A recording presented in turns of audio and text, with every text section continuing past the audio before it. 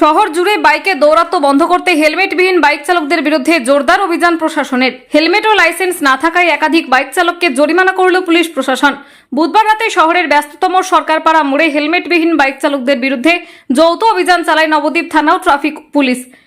সেখানে একাধিক বাইক চালকের হেলমেট বা লাইসেন্স না থাকার কারণে পুলিশের পক্ষ থেকে তাদের বিরুদ্ধে জরিমানা করা হয়। উল্লেখ্য, সম্প্রতি নবদ্বীপ শহরের বিভিন্ন এলাকায় বেপরোয়া বাইকের ধাক্কায় মৃত্যু হয় অশীতিপর বৃদ্ধা সহ একাধিক ব্যক্তির। তাদের মধ্যে অন্যতম প্রতাপনগরের মণ্ডলপাড়ার বাসিন্দা বৃদ্ধ উদয় ঘোষ এবং কলকাতার এক হাসপাতালে মৃত্যু হওয়া রামসীতাপাড়ার বাসিন্দা তন্ময় মোদক।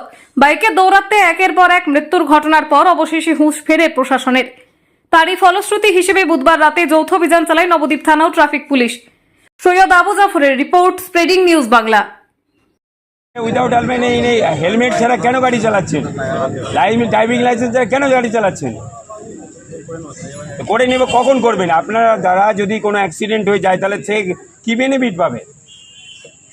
আপনি নর্মাল ওয়েটা করবেন তবে তো একটা মানুষ, আপনি আপনার নর্মাল ওয়েতে চলবেন, তাই না? আপনার জন্য একটা লোকের ক্ষতি হোক এটা তো চাইবেন না আপনি। ঠিক আছে, এটা কেস দিয়ে দাও, উইদাউট হেলমেটটা কেস দিয়ে দাও। একের পর এক বাইকের ধাক্কায় মৃত্যু হচ্ছে নবদ্বীপে। আপনি তো একজন কাউন্সিলর হিসেবে কীভাবে দেখছেন এই মৃত্যুগুলো? না, এটা তো আমরা চাই না, এবং এই ব্যাপার নিয়ে আমরা আলোচনা করছি পৌরসভাতে।